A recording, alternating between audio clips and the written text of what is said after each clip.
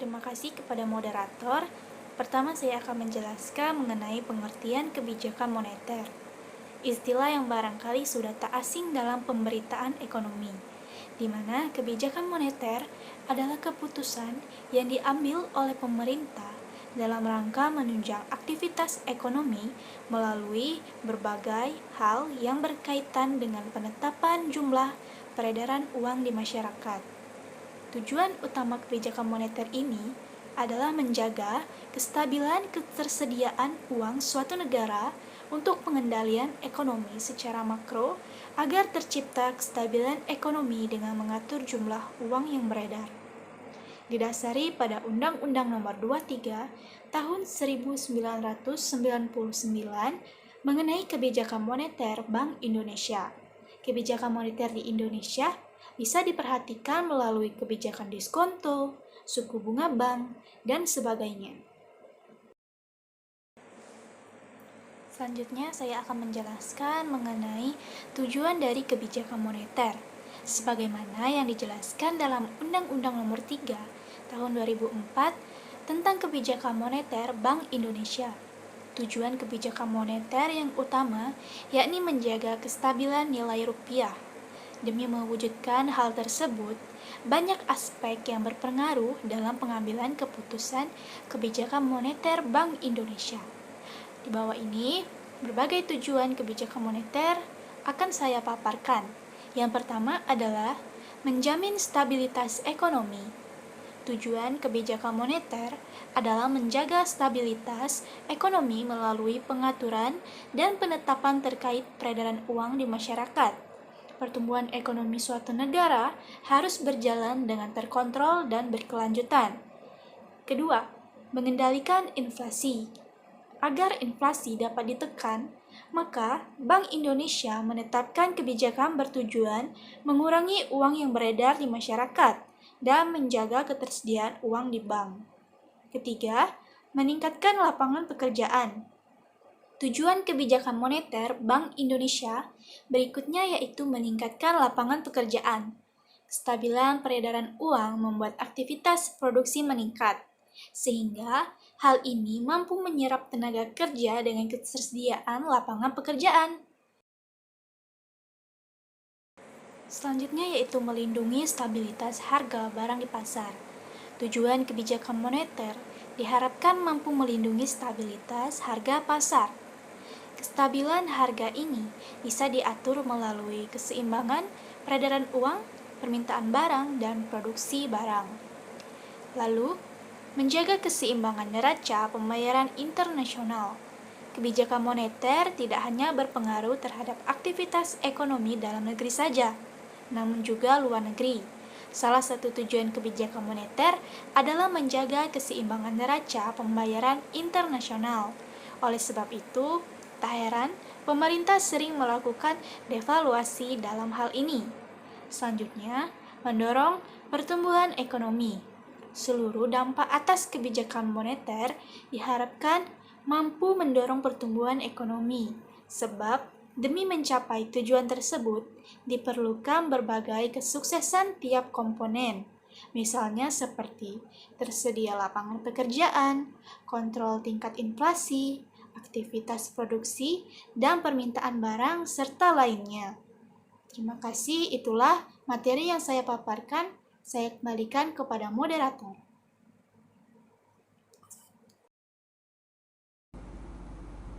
Terima kasih atas kesempatannya untuk menjelaskannya. Selanjutnya saya akan menjelaskan jenis-jenis kebijakan moneter dan juga instrumen kebijakan moneter.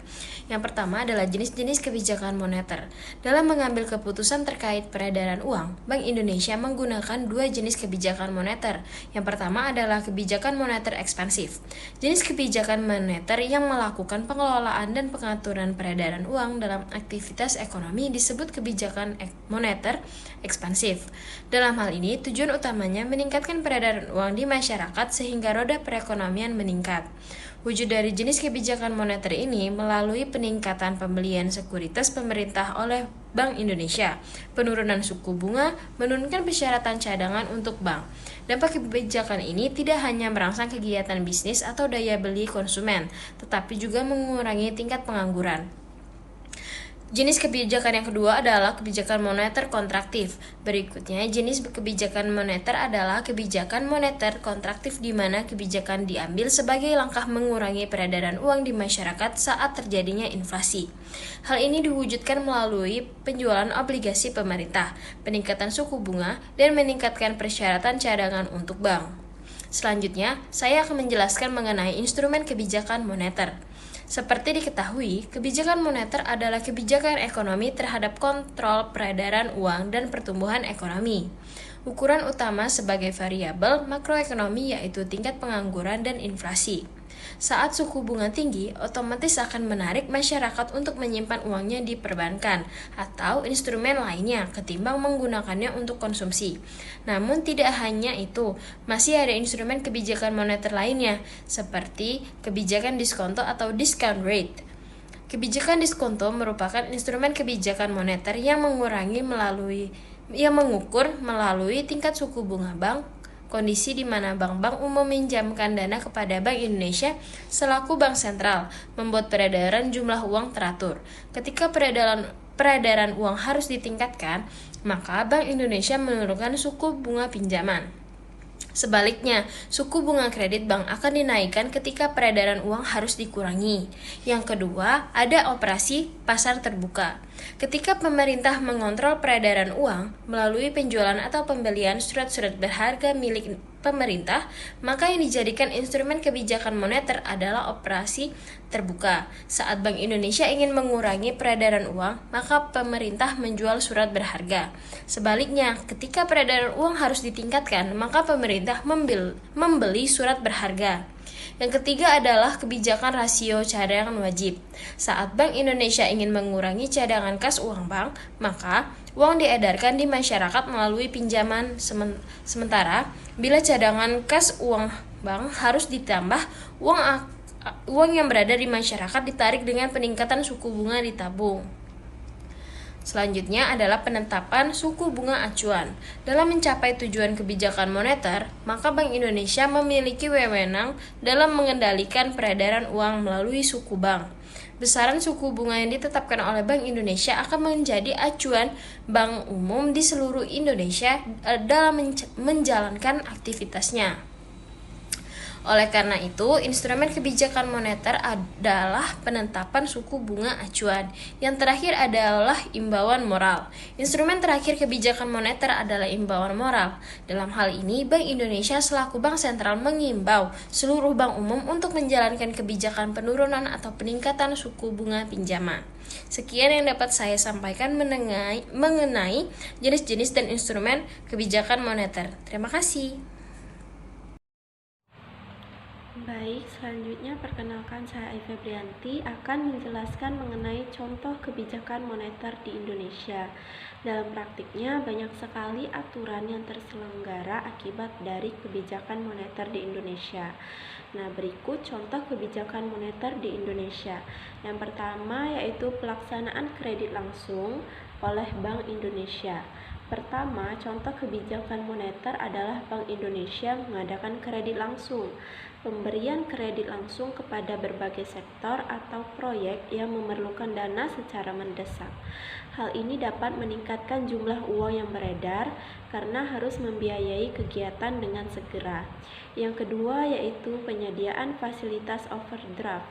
Saat Bank Indonesia membantu bank umum yang mengalami kesulitan likuiditas jangka pendek, maka hal ini termasuk contoh kebijakan moneter di Indonesia melalui fasilitas overdraft.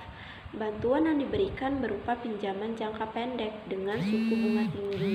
Hal ini diharapkan mampu mengontrol peredaran uang agar tetap stabil.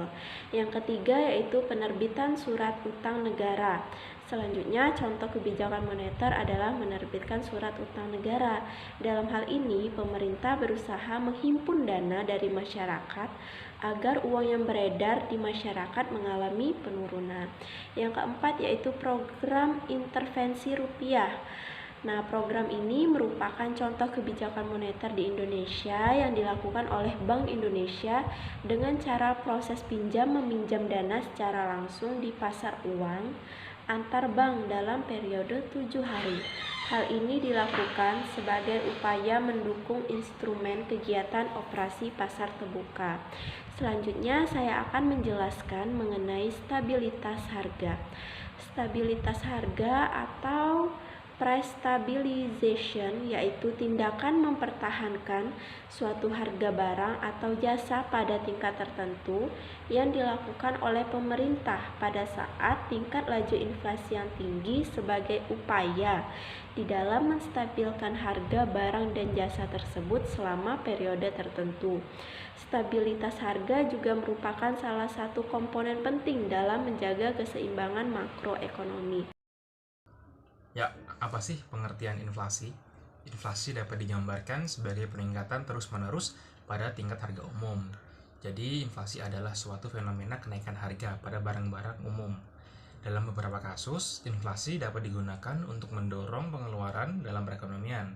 Namun, hal ini tidak selalu terjadi karena inflasi ini seringkali tidak terkendali dan juga daya beli masyarakat menurun drastis.